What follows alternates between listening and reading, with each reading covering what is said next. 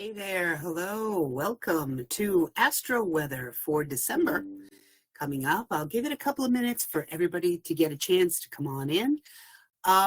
We postponed it or rescheduled it, I guess is a better way to put it, because we were dealing, quite honestly, with the idea of Thanksgiving holidays coming up.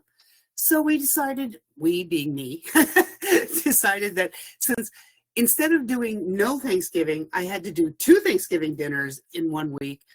I was going to need some time, so we've gone ahead and made tonight our December Astro weather. Hope everybody had a lovely Thanksgiving. I hope you enjoyed time with either your family of blood or your family of choice, and were able to really reflect on the things that matter to you, that you were able to be thankful and grateful for. I was really happy that, yes, it was nerve-wracking to create 2 full Thanksgiving dinners, but I'm so grateful that I got to see 2 of my 3 children. The third one is way up north, and that I'm physically in a position that I was well enough to cook 2 big dinners. That meant a lot to me. So anyway, it looks like we are really heating up here. Welcome, everybody. Really good to see you all. And it is now 7:30, so I'm going to go ahead and switch to sharing the screen. And I apologize tonight. I don't have a co-pilot, so to speak, to be able to let me know if you have any questions. I apologize for that. So what I'm going to have to ask is wait until the very end, and I'll take a look at that point in time and see what questions may have come up in the chat. Okay, fair enough? All righty. And we'll share the screen and present. All righty. So for December, we have a couple of interesting things coming up. We have 2 new moons actually in this particular year. Now, I know this is something I'd be interested in finding out. I know 2 full moons in a month are blue moons, but what happens when you have 2 new moons in a month? Is there a name for that? Somebody, if you know, let me know, okay? So the first thing this morning early, way in the wee hours of this morning, about 1:21 a.m., the new moon in Sagittarius occurred. And a new moon always occurs when the sun and the moon slide up together in the same degree of a sign. Now, at this particular juncture, it happened to be at 9 degrees of Sagittarius, 32 minutes. So take a look at your own charts and see where 9 degrees of Sagittarius rests, because that will give you an idea of where in your life you can really manifest some new energy related to Sagittarius and related to this coming month. This particular new moon is a little bit more challenging for us, to be perfectly honest, because not only is it the new moon, but we have Saturn making sort of nudging along these 2. There's a square. In order for the new moon to occur, you know that the moon and the sun have to be together in the same sign. Well, 90 degrees away from 9 Sagittarius, or quite close to it actually, Saturn is going to be in play. And Saturn is going to be resting at 12 degrees of Pisces. What this means is that the sun and the moon are in an applying square. Let me put that into English.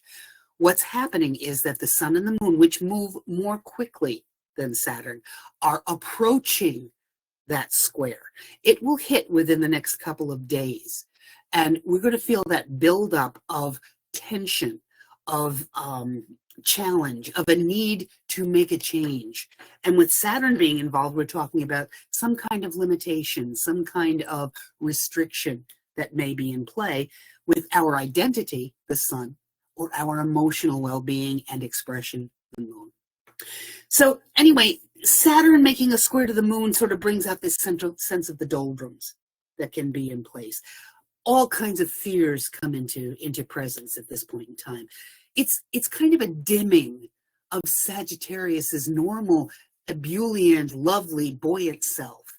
So think of it as just dampening down the fun, I guess is a good way to put it.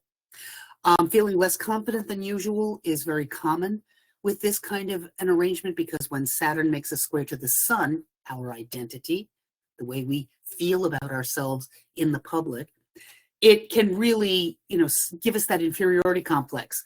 kind of a situation. So now I am not going to sit here and say that the entire month is one in which you should shut your doors, pull your blankets over your heads and cry. No, not at all. I'm saying that there's going to be challenge.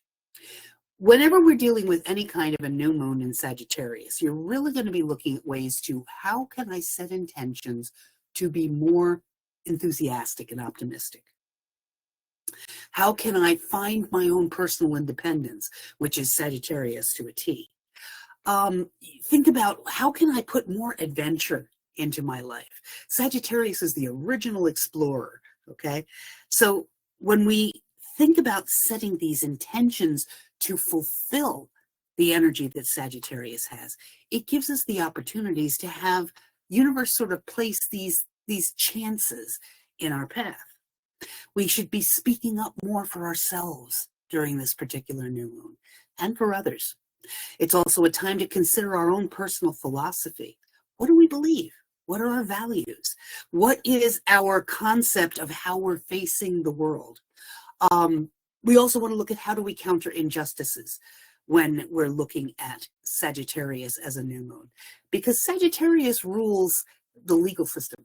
So it's not at all unlikely that you'll be sort of given opportunities, maybe is a good way to put it, to be able to step up and speak up for the underdog.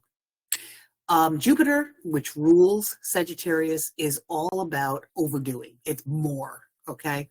When Saturn is squaring it, you might want to set intentions to make sure that you don't overcommit yourself. Don't say yes to everything that comes through. Think through your plans carefully is probably a better way to look at it.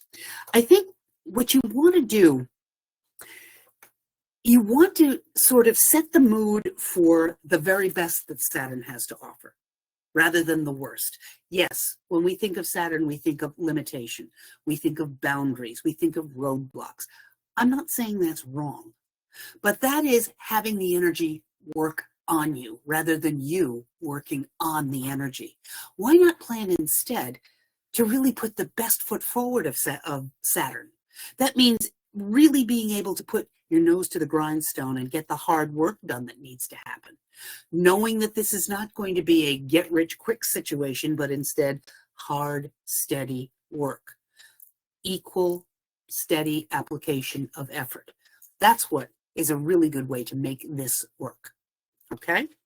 I would say when we're looking at the two signs that are involved here, we're looking at Sagittarius and we're looking at Pisces. The shadow side of Pisces is all about guilt. It's like the cosmic "I did it, it's my fault" kind of sign, and that's the shadow side. So when Saturn is going to be nudging on the door, there can be this sense of not wanting to claim what is yours, not wanting to step into your own power for fear that there's going to be some kind of retribution, or that I don't deserve this, I am not worthy. These kinds of things will echo in your head. Instead, let's try to shove those thoughts to the back burner and say, I am going to work for this ability to move forward. I am going to do the work necessary to be able to reap the reward of my own enthusiasm, of earning my own independence, of stepping out and being my own authentic self. So I will say, it's absolutely your best, Saturn's your best friend in terms of getting something difficult accomplished. So put that energy in your back pocket instead of banging your head against it. Work with the energy rather than against it. And as I mentioned earlier, take a look at your own chart. Take a look and see what house 9 degrees of Sagittarius rests in, because that can give you a clue as to where a lot of this is going to play out. The next thing we want to look at is on December 6th, Mars will be moving into a retrograde pattern at about 6 degrees of Leo. So Mars is one of those planets that doesn't go retrograde every single year. Mercury goes retrograde as much as 3 to 4 times a year. Venus almost every year. But Mars will sometimes skip a year. And we've been able to sort of get this on the back burner and not have to worry about it too much. I would say because Mars is probably one of the hardest planets when it is in a retrograde situation. Why? Because Mars is the planet of drive and advancement and forward pushing energy and your own personal motivation. Well, if that is driven inward, which is what every retrograde is going to do, drive that planet's energy inward, that can equal frustration on a huge level. So what we want to look at is just after 6:30 p.m. on the 6th, at 60, all those sixes, at 6 degrees of Leo, Mars is going to enter that cycle, that retrograde cycle. So I would say, why not use it to your best advantage? I know you're going to be hearing a lot of the Pollyanna out of Pat tonight. Use it rather than have it use you. If Mars energy is all about motivation and drive, and it's being driven inward, it's a great time to think about, where in my life has it gotten away from me? Where has my own ability to call the shots been either taken away or I've given it away? So that this retrograde period, which lasts from December 6th till I think it's about February 23rd, you can think about, how can I plan to take the steps once Mars is out of retrograde to once again retake control of my life. Another thing you can look at is making those plans rather than taking the action. I will say this, when Mars is in retrograde, if you're going to try to activate something, it will be like banging your head against a wall. This is not a time to take action. This is a time to plan. So that's something to keep in your back pocket. You're going to want to deal with the energy that's going to build up as a result, because Mars energy wants to push out. It wants to do. It wants to move. And if Mars in retrograde is pushing that down, squelching it, barricading it, think about fireworks. What is fireworks but energy wound really tightly, right? So find yourself a healthy way to release that energy. I can recommend going to the gym, any kind of sports that you want to play, hard work such as cleaning out a garage, doing a lot of yard work. Physical activity is a great way to utilize that explosive energy that seems to have no other outlet. I would very much recommend, if you are someone who is regularly used to having exercise outlets, energy outlets, this is not the time to not go to the gym. You're going to need that safety valve, okay? You also might as well face that during this next few weeks, you're going to be given the opportunity to learn how you deal with having motivation and drive and inspiration issues thwarted. You're going to have to learn how to deal with having your plans put on hold or jettisoned altogether. The thing that we need to remember whenever these transits are coming through is that they're not done so that the universe can jerk you around. That's not their purpose. The purpose is to learn better your own reactions to stimulus from outside yourself. So when Mars is in a retrograde pattern, find ways to internalize your drive without squashing down your anger. Because what happens when anger is pushed down and ignored? It becomes depression. And that is not where we want to go. All right. Now, once again, the retrograde will begin on the 6th at 6 degrees of Leo. It will bop backwards slightly into the sign of Cancer for a short time. Then on February 23rd, it will move forward again and finally be out of the shadow later on in close to April. I didn't check the date, to be honest with you. But what you want to be aware of on this date, on December 6th, the people that are going to feel this the most are those who have any planets, any of their planets, any of their sensitive parts of the chart, like the ascendant or descendant, the MC or the IC, the top and bottom of the chart, anywhere from 0 to 6 degrees of Leo, you're going to feel it the most. Also, those who are in a square, these are all the fixed signs. So I would say squares and oppositions, you're going to be looking at people who have those same planets or ascendant, the cross of matter in Aquarius, in Taurus or in Scorpio in those early degrees, 0 to 6 degrees. You're the ones that are going to feel that the most. So think about it. Plan ahead if this is a situation for you. How will you deal with that energy? All right. Also take note of where in your chart 6 degrees of Leo falls. Let's say, for example, it falls in your 5th house and you have children. Be ready for some frustration and some angst when it comes to the kids. I'm not saying, it's going to be a horrible period, but don't expect things to all be sweetness, light, bubbles, and champagne, because it ain't going to happen. However, if you know something is coming and you already have a plan in mind on how to divert that energy, you're going to be way ahead of the game. Make sense? All right. Okay, now the next one thing that we're going to be looking at is the following day. Mars may be going retrograde on the 6th. Neptune will be going direct on the 7th. And I'm going to be talking about those days in just a second. Like Venus, Neptune is very much a receptive energy. In other words, a feminine kind of energy. In other words, Mars is that outward pushing. Venus and Neptune are the inward receiving.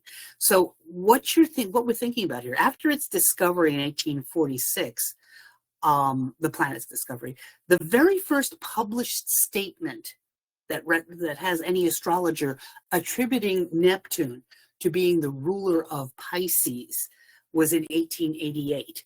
So that kind of gives us a clue that Neptune will represent all of the things that are Piscean: vagueness, but the great ideal; confusion, but also beautiful creativity and spirituality; deception, and also the wonderful ability to be creative and work in the arts. So every planet's energy has a positive and a less skillful, manifestation of that energy.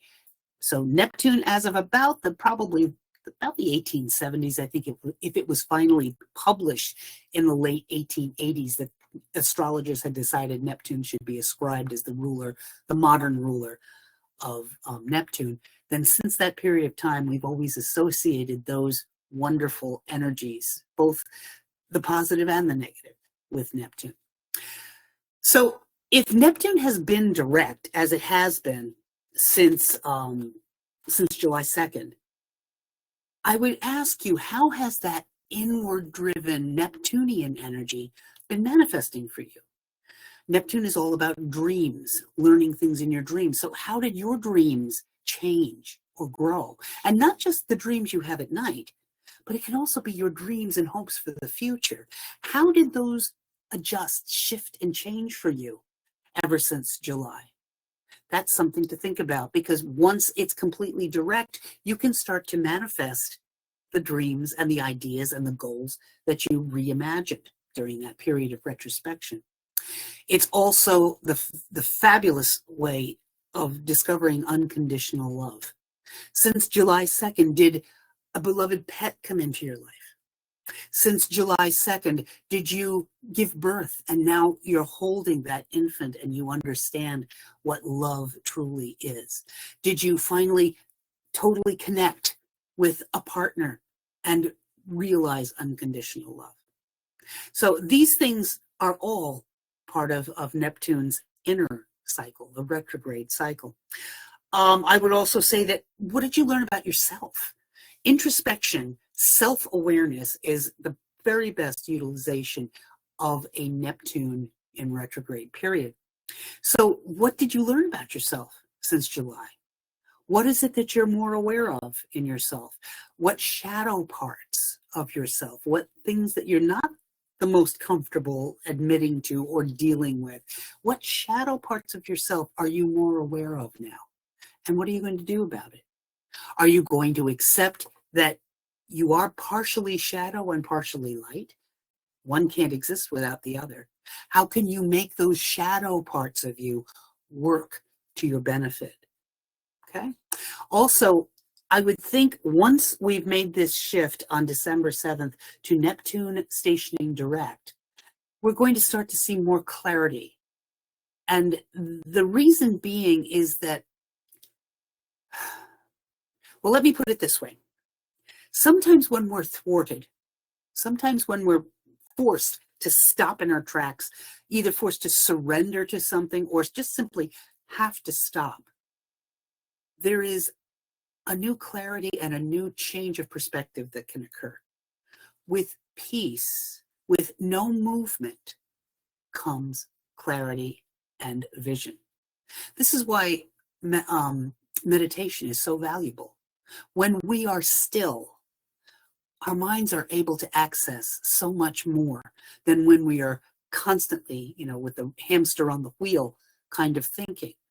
So what I would say, once Neptune goes direct, what clarity did you gain during these past couple of months? What new information may have been downloaded during meditation for you that you want to implement?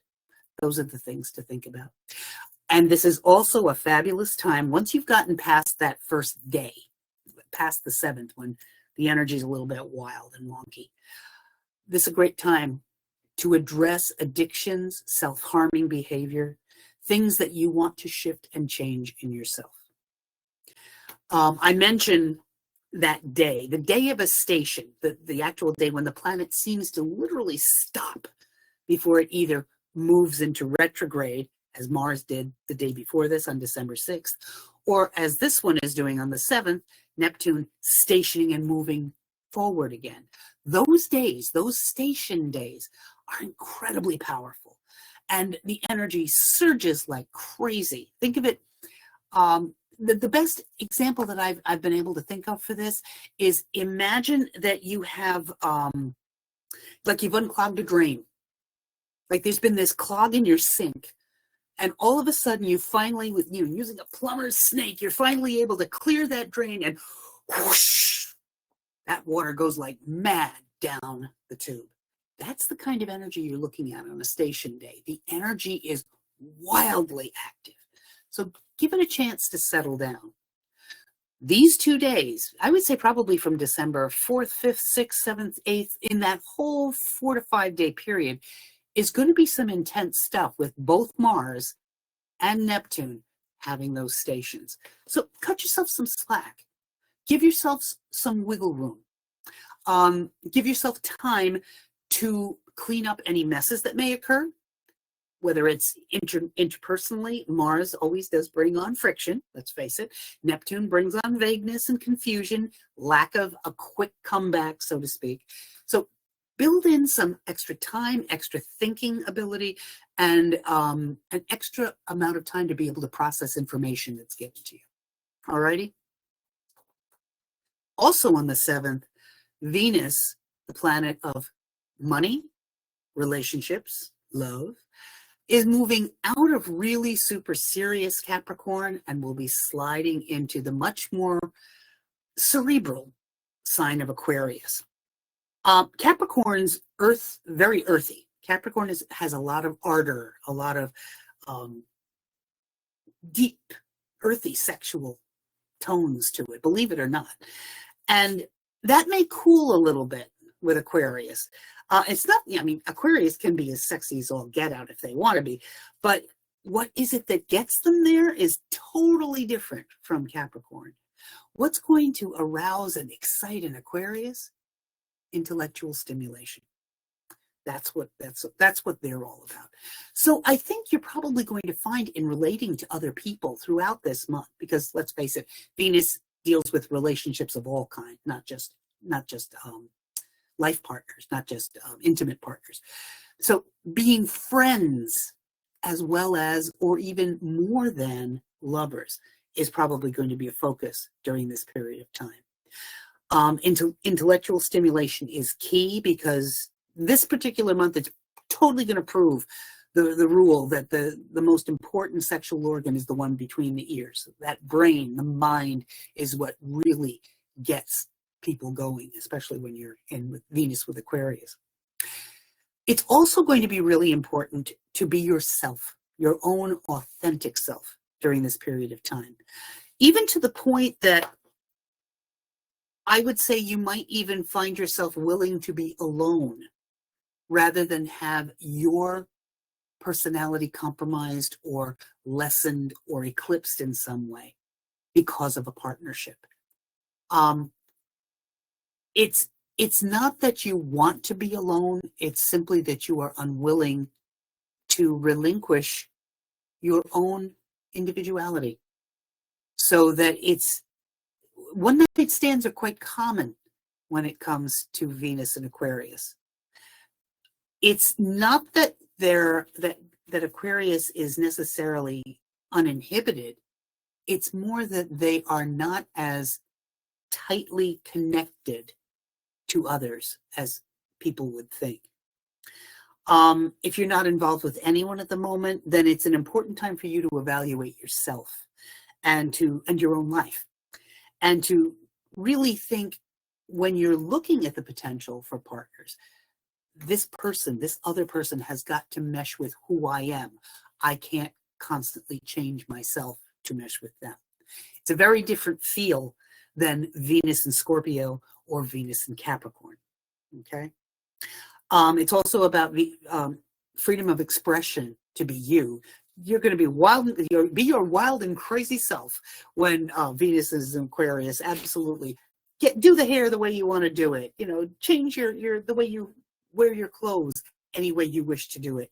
You might find a very unusual, eccentric, or even slightly taboo kind of relationship on the horizon for yourself when this particular sign is in play with the planet of Venus. Don't be afraid to be a little bit out there is really what it's all about. And I would say that really friendships, personal interests, social reform causes, these are the things that are totally going to feed your need to be with other people, even more than intimacy. It's more going to be, how can I make a difference? That'll be your thought. With whom can I make a difference? Okay. Now that will be in play from December 7th until January 2nd of 2025. We've got about a week's break here, and then we deal with another retrograde situation. This time, the Mercury is going to be moving direct. It's been since, I think it was November 25th, if I'm not mistaken, that we actually went retrograde. So, as I mentioned earlier, when planets go retrograde, that energy is driven inward. Mercury is the planet of communication, thought, data, gathering and disseminating information. So if it's being driven inward, I really love the ability for you to think about over these weeks, these 3 weeks, because generally that's roughly about how long it takes for Mercury to do its retrograde period, about 3 weeks. What stories did you tell yourself? And more importantly, did you believe them? Sagittarius loves to embellish. And Mercury retrograde in Sagittarius can be a time when you could really spin a yarn for yourself. So it's a good period of time here to think about, what are the tapes? What are the internal tapes I'm playing for myself? Are they valid? Were they real? And if not, how can you rewrite them? How can you erase them and re-record a more correct version of yourself? It's a great place to take a look in your chart, 6 degrees of Sagittarius. Where did you experience any Mercury retrograde kinds of phenomena, such as delays, challenges, travel snafus, cars breaking down, anything of that nature? That's the kind of thing you would look at. It very well may coincide with the house that holds 6 degrees of Sagittarius in your chart. You also are going to want to look at revamping, rethinking old values, old belief systems that are no longer valid for you. What, over these 3 weeks of Mercury retrograde, did you realize was a value that you need to jettison? What was a belief system that no longer serves you and certainly no longer serves your community? What is it that Sagittarius talks about broadening your worldview? So what belief systems or values or ideas have you held that are limiting you from the growth that needs to happen in order for you to become a more active participant in this world that we all live in? And if not, perhaps you should take a look and see if there are some that need to be addressed. I have a feeling that most people, no matter which way you felt about the way the election went, there's been, I guarantee, a certain kind of um, churning. Churning is a good word to use here, of your ideas, of how you feel about things, of perhaps surprise in how people that you thought you knew well had a different viewpoint than you for this past election. And I guarantee this particular period of time from the 25th until the 15th, you'll be percolating about that. You'll be thinking about that and wondering, is it me? Is it them? Is it a combination of the two? How do we deal with this? How can we find a way for the world to come together better? These are the things we can start to think about in earnest, even literally making notes, journaling about it. And as always, as I say, take a look and see where 6 degrees of Sagittarius rests in your chart. And that can help to give you a better idea of where your internal dialogue over these periods may have been happening, what area of your life may have been in play. Let's say you have 6 degrees of a Sagittarius rests in your 10th house. You may have been rethinking, is this really the job I should be in? Is this the work I should be doing? What is the situation with my coworkers? Am I happy with the way I'm presenting myself to the public at large? All of these things could come into play with 6 degrees of Sag resting in your 10th house. In your 7th, you could be looking at, how can my intimate partner, how can my very best friendships, how can my business partnerships benefit from me making a retooling, rethinking of my value system or my belief system. Again, this will be in place. It'll be in shadow until January 2nd. Yes, it's moved direct as of the 15th of December, but it isn't completely out of retrograde shadow until just after the new year. This is definitely not a time yet to sign contracts. I would wait definitely, as long as you can, wait absolutely until after the 15th. Remember what I said about things being a little unsettled still? I mean, I'm having surgery on the 16th. I'm a little nervous about that, but you know, you got to do what you got to do when it comes to when available dates are. I would say cover your bases as much as you can. Try not to sign contracts. Do not enter into any kind of legal agreements until after, at least after the 15th or 16th of December. The next one we come up with also on the 15th is the full moon in Gemini. The full moon is a culmination.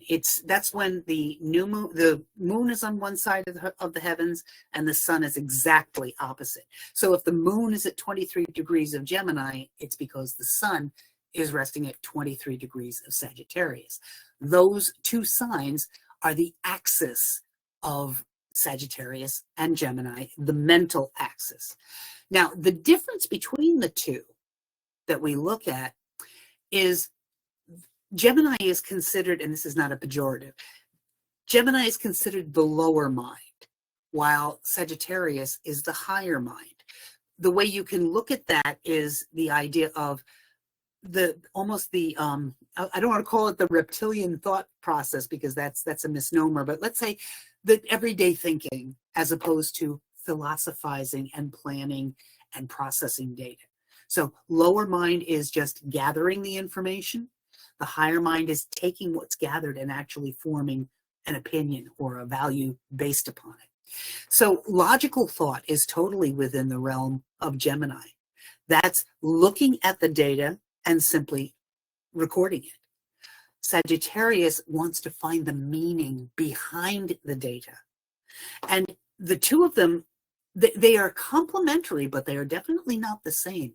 One of the best examples of understanding the difference between Gemini and Sagittarius I've ever seen is, think about two reporters walk in on a crime scene. The Gemini reporter walks in, sees a person standing there holding a gun that's still smoking. There's a body on the ground bleeding. And they say, okay, we have an individual standing over the body holding what could be the murder weapon, but we don't know for sure. We simply know that it's a gun that has been recently fired. That's Gemini. Sagittarius walks in and says, I think we have our killer. They've taken the data and formed an hypothesis based upon what they learned. So the two are very different. One gathers data, one processes data. Gemini is all about widespread curiosity as well. It's very much about being curious about everything, whereas Sagittarius takes one thing and wants to expand on the idea. The difference between the two, curiosity almost dies when you start focusing on one nugget of information. Then you become hyper-focused, hyper-vigilant into taking that bit of information and expanding it into a concept. Gemini wants to constantly see new information. Sagittarius wants to constantly feed their idea of what that data means. Okay? The last thing that I would say that we need to find our balance between in this particular full moon, Gemini is quite content in their own backyard. They'll gather all the data they possibly can. And if they don't manage to get outside the general vicinity of where they are, that's fine. There's plenty of stuff that they can learn about. Sagittarius always wants to go further, leap higher, travel further than anybody else, gather more information. How far can I stretch myself? What is the boundary of human expansion? That's the concept of Sagittarius. Both are needed. One by itself can be crippling. They must work together. There has to be a balance. So for you, where does 23 degrees of Gemini rest in your chart? Because that will tell you where you need to find it and strike that balance, that fulcrum point between tipping too much one way or the other. We also want to add into the mix in this particular lunation. A lunation is just a word we astrologers use for the full or new moon.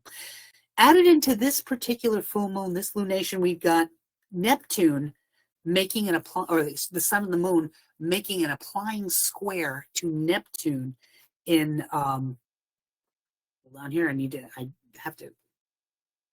yeah, there it is, in Pisces. Neptune at 27 degrees of Pisces.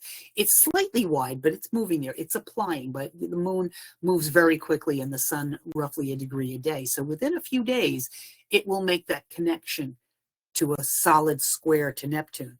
Now, what can that mean? Neptune, as we said before, squaring the sun can bring about all kinds of senses of, not inadequacy, let's say inferiority complexes. Because we don't trust who we are. We don't trust our own boundaries. Our sense of identity gets a little lost in the shuffle. Neptune making an applying square to the moon can make us have all kinds of emotional feelings that may not necessarily be reflecting reality. It is simply going by the flow of what is in place. It's also, we can expect during this particular month ahead, with this kind of a configuration, we can expect to be deceived unless we're really vigilant by all kinds of things. Misinformation, deliberate bad information, lies, conspiracy theories, all of this kind of stuff can come into play when we're looking at a Neptune connection of this way. It's also important to note that for this particular month, Uranus gets into the game as well. Uranus, the planet of our authentic selves, rebellion, independence, and the kinds of issues that are related to leveling the playing field, putting everybody on an equal standing. Uranus is going to be there's going to be a quincunx, a 150-degree angle between the sun and Uranus. The difficulty with this particular aspect, the quincunx, is that there's no way to find common ground. It forces some kind of an adjustment to be made. Imagine the quincunx is all about thinking about like two positive ends of a magnet trying to get pushed together. It won't work. They will automatically be shoved apart. So with Uranus and Neptune playing games with the sun in this particular full moon, my gut is really getting the sensation that it's going to be way too easy for us to give away our power, to give away our sense of authenticity, because we have this sensation it's not going to fly during this particular month. So I think, all right, let me rephrase that even more. You know how I mentioned that Uranus is about leveling the playing field. When Neptune gets thrown into the mix in that, it's all about giving up everything you wanted because you think it's for the good of all. But really, no one ends up being served when that happens. When we give up all of our needs, when we put our own dreams to the side, thinking that we're being benevolent to somebody else, that really is not going to be a good use of this energy. So try not to be deceived by the Neptunian energy in play or by the Uranus quincunx that will be going on with the sun. I mean, because personally, for me, my belief is that any person or any event that forces us to live a life that is not our own, that is not of our authentic self, is not going to be good for anybody. So just something to throw out there. Remain vigilant and don't throw your power away.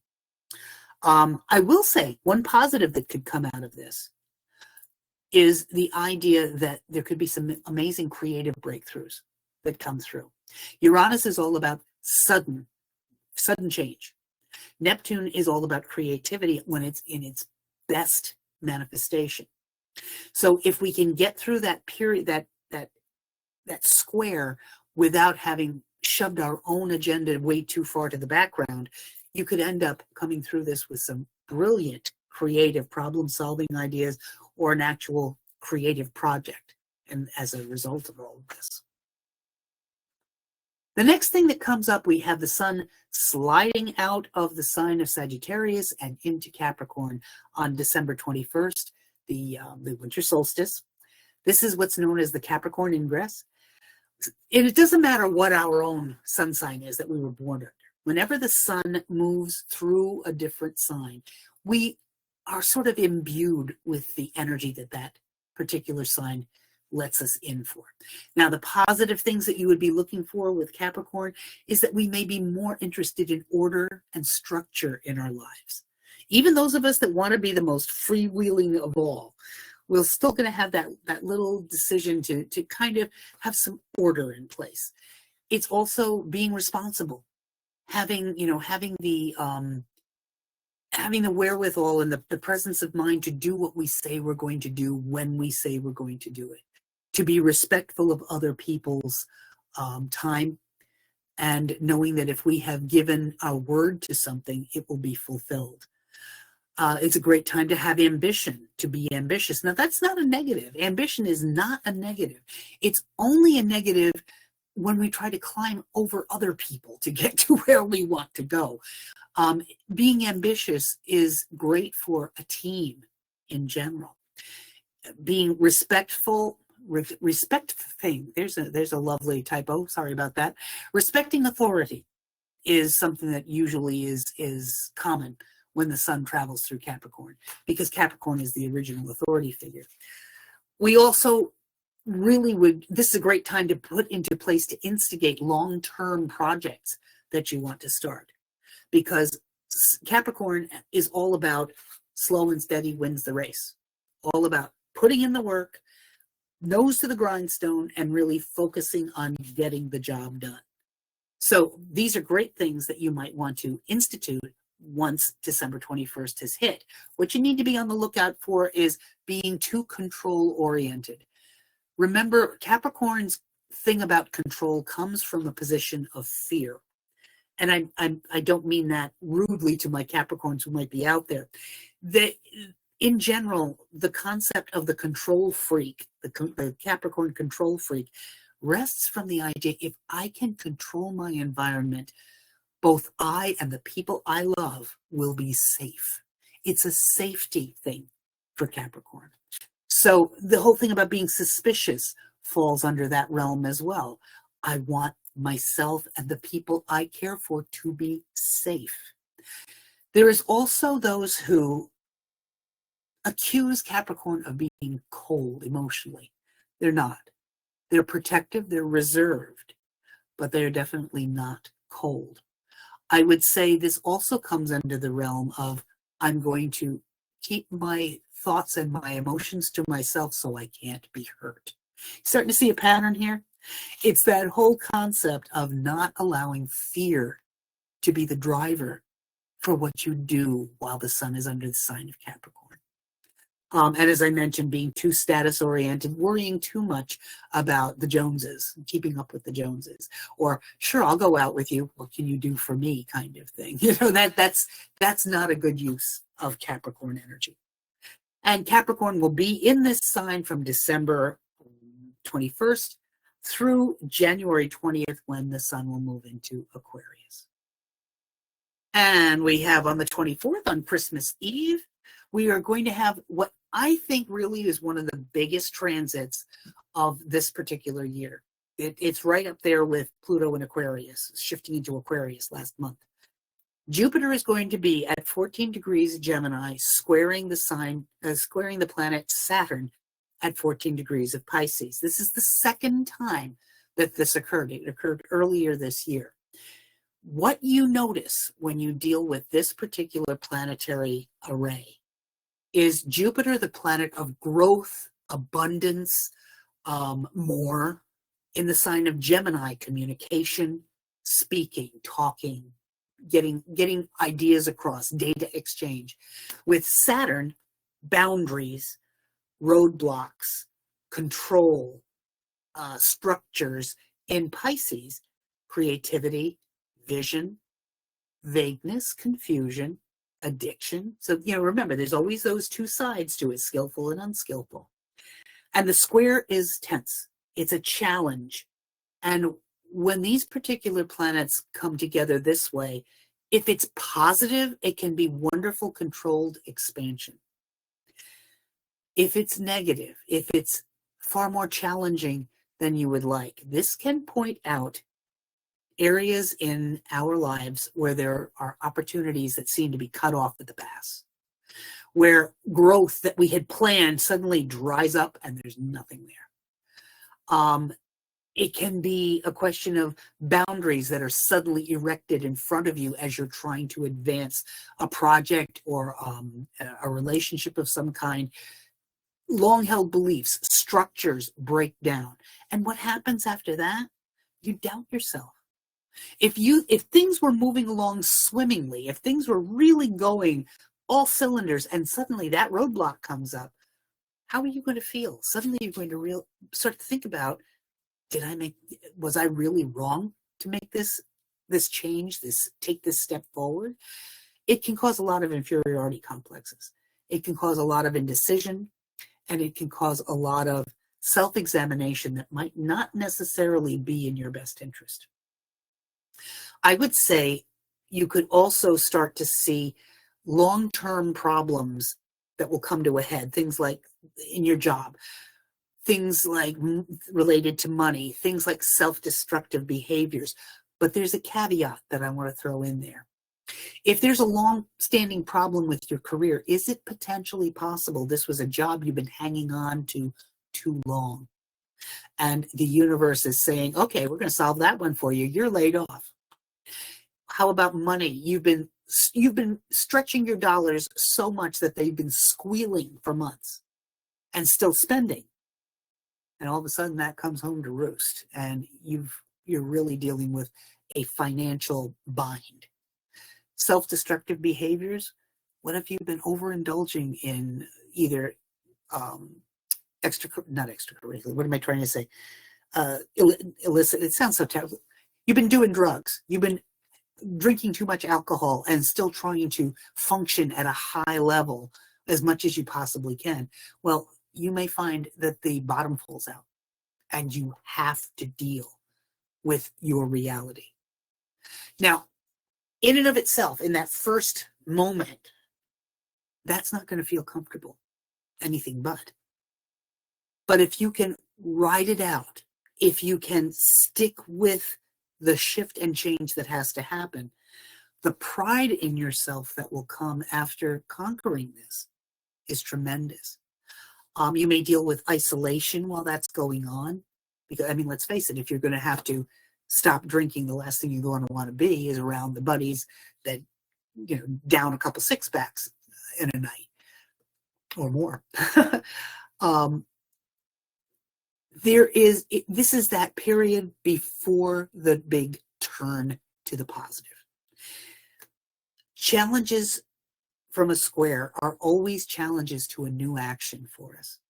So what Jupiter and Saturn are demanding of you is to leave behind what is not good for you and to move on to something that is more beneficial for you, that is better for the whole community, that you can contribute to, if that makes sense. You can expect during this to have some impaired judgment because, as I say, Jupiter is more, and when that's exacerbated, you overcommit. You say yes more than you should. You think, I can handle anything, and then you're put in a bind. When Saturn is overdone, that's when you're holding back on doing anything for fear of making a mistake, for fear of overspending. You end up spending nothing. And it's as if you were, in some poverty-laden country. Any extreme is something that you need to watch out for with this particular transit. One of the ones that I really think is crucial to pay attention to is you may think you're clinging to routines as your way to get through this. If you cling to them too tightly, you may miss some wonderful opportunities. So it's all about finding a balance. I hope that makes sense. Take a look in your chart as to where 14 degrees of Gemini rests and 14 degrees of Pisces, and that should help to give you an idea what areas of your life may get activated. And then finally, this is our second new moon of the month. On December 30th, it will be the new moon in Capricorn. It'll be at 9 degrees of Capricorn, 43 minutes, as a matter of fact. So we've had the new moon in Sagittarius to say, where can we become joyful? Where can we expand our worldview? Where can we really think about our new philosophies? This one, the new moon in Capricorn, is asking us, great. Now, where can we be more disciplined and focused? Where can we take the growth that we've just enjoyed and turn it into something more stable that will last? Where can we launch those long-term goals that we were thinking about with the retrogrades that we talked about earlier in this little talk I've been doing? It's a wonderful time and place once new moon is in Capricorn to actually have a place in which your dreams can take hold and grow. One of the things that I always talk to my students about when I'm teaching astrology is that you have to have both the masculine and feminine, Venus and Mars, Saturn and my brain's fried. Saturn and Neptune. Sorry about that. In order for you to have a matrix in which ideas and dreams can take hold and grow. One without the other is just a dream that never becomes a reality, or just a matrix that never has a creative spark that will turn into something else. So this is a great time once the new moon comes into Capricorn to take your dreams and turn them into something real. It's a good time to think about where you need to develop some emotional maturity, perhaps, where you need to let go of fears that are holding you back, fears that are unfounded or that maybe were true years ago but are no longer valid for you today. Also, it's a great time to let go of the chaos that may exist in your life. When we're younger, we feel like we can juggle all this stuff, right? The older we get, the more peace looks attractive. I think you're going to find that when the new moon moves into Capricorn, you'll be able to reduce that organized chaos that you might be used to by creating structures, by creating routines that will take that energy and turn it into something more consistently producing. Okay, makes sense? So that will happen at just about 5:27 p.m. on the 30th of December. And my dears, that's going to cover it for this particular Astro weather. I hope it was something that was of valid use to you. Let me take a look at the chat. Not seeing anything in there. Good. If anybody has any questions, please feel free to go ahead and type them in. I have the chat window up. I'd be happy to answer anything that you might have. And if I don't see something pop up, then I will just wish you all a wonderful month. Have a wonderful holiday season. I hope that that this next Capricorn period and these next retrograde periods and direct periods are going to give you some new ideas about who you are and where you're going to be moving into. Best of luck to you all. Oh, quick reminder. At the end, we do have one question. All righty. Hey, Jan. Thank you, January. I appreciate it. I have all the positive feeling in the world that it will go well. Thank you so much. We will not have a December Astro weather because I'll be doing the predictions workshop on Friday, January 3rd. That you'll take a look at. I'll be posting it on my Facebook page, but take a look at the Holistic Connections section in Firefly Hollows area. I'm sure Firefly Hollow will be posting it on their page as well on Facebook. So we won't have a January. We won't have a January Astro weather. It will be the full year ahead. That will be Friday evening at 7 p.m. January 3rd. Have a great day. Have a great evening, and I wish you all a lovely holiday season. Take care.